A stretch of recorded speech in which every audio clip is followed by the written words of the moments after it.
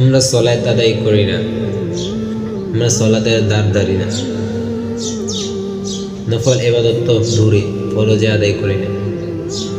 আমাদের তো দরকার ছিল আল্লাহ তাআলাকে প্রত্যেকটা সেকেন্ডে স্মরণ করার কথা, মৃত্যুর কথা প্রত্যেকটা সেকেন্ডে স্মরণ কথা, কখন যেন আমার মৃত্যু চলে আসে। তোমার আমার কিছু ইবাদত এমন হওয়ার দরকার ছিল যেটা শুধু আমার রব আর আমি জানি। কখনো কি সেজদার পরে তুমি ক্রন্দন করে আল্লাহ তাআলার কাছে চাইছো কিছু?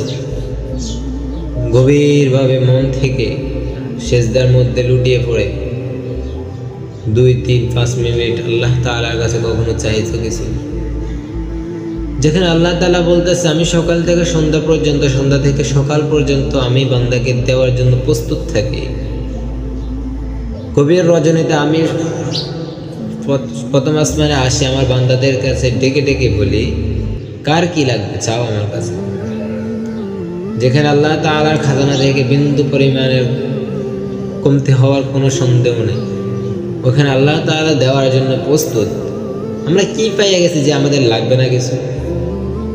কি পাইয়া গেছি পৃথিবীতে যে আমাদের কিছুই লাগবে না? আমরা চাইতেই পারতেছি না আল্লাহ তাআলার কাছে। আমাদের মন এত দুর্বল হয়ে রয়েছে, আমাদের মন এত অন্ধকারে ঢেকে রয়েছে যে আল্লাহ তাআলার কাছে কিন্তু চাওয়ার মতন মনে চায় না আমাদের। কেন ভাই? যেখানে রব আমাদেরকে দেওয়ার জন্য প্রস্তুত, ওখানে আমরা নেওয়ার জন্য প্রস্তুত না কেন? তোমাকে যদি আজকে পৃথিবীর কেউ কিছু দিতে চায় তাহলে তুমি মানা করো না, নিয়ে নাও, খুঁজে নাও। সে না দিতে চাইলে তুমি জোর করে নিয়ে যাও। আর যেখানে আল্লাহ তাআলা স্বয়ং দিতেছে, তুমি শুধু চাইবে তোমার কি লাগবে চাও। গাড়ি লাগবে, বাড়ি লাগবে, ধন লাগবে, দৌলত লাগবে, যা লাগবে তুমি চাও, মানা নাই। আল্লাহ তাআলার কাছে চাইতে থাকো। আল্লাহ আল্লাহ, যারা আল্লাহ তাআলাকে ভালোবাসে তারা ধন দৌলত কিছুই চায় না। তারা চায় আল্লাহ তাআলার রেজা, আল্লাহ তাআলার সন্তুষ্টি, জান্নাতে আল্লাহ তাআলার সাথে মুলাকাত, রসুলের সাথে দেখা। যারা একজন বুজুর্গ মৃত্যু সজ্জায়, তখন তার পাশে যে ছিল সে বলতেছে এ আল্লাহ তুমি তাকে জান্নাত দান করো। তখন সে বলল কি করতেছো তুমি?